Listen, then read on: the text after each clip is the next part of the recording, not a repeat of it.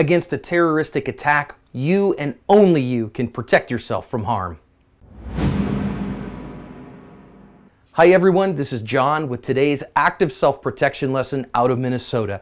We have here the surveillance video from the St. Cloud Mall attacks that happened recently. And what we're going to do is we're going to actually break them into two separate incidents so that we can look and learn some lessons.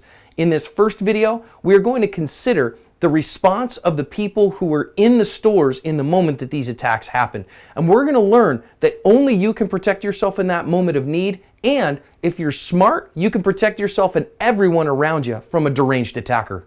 This employee is, of course, just going about his day when he hears the stabbing attacks begin and people are screaming and freaking out, and he's going to go see what's going on. Well, what's going on is there's our perp who's dressed in a security guard's uniform, and you see him slash him right there, stabs him a second time right in the back of the neck. This guy is now going to get a little bit of distance and run off, and the guy's going to follow him. Now, this is a candy shop here, much worse security footage, but it still works for our intents.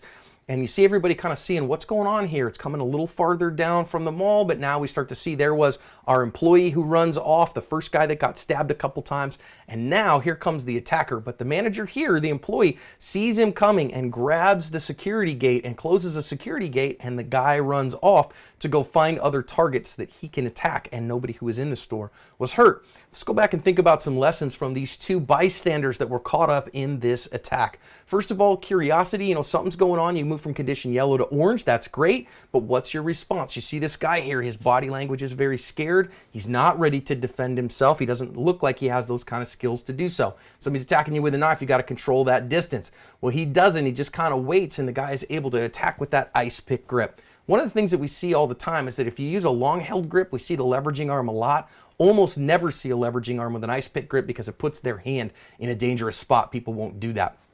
Second attack here comes, and it comes on his back because the guy's on his hands and knees.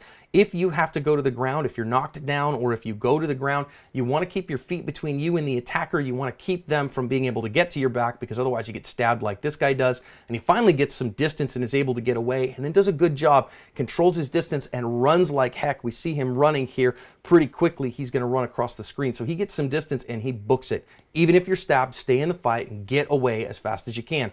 Now here, a much better answer, in my opinion, is that this employee realizes, oh man, there's a problem coming here. And as soon as he sees there's a problem, he puts up a barricade.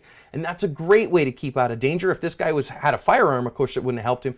But against a knife-wielding attacker, it worked incredibly well, puts that guy out of contact, and so therefore the tool is useless. So whether you run, whether you hide, whether you fight, you got to have the attitude and the skills and the plan as a bystander here in order to cover your ass.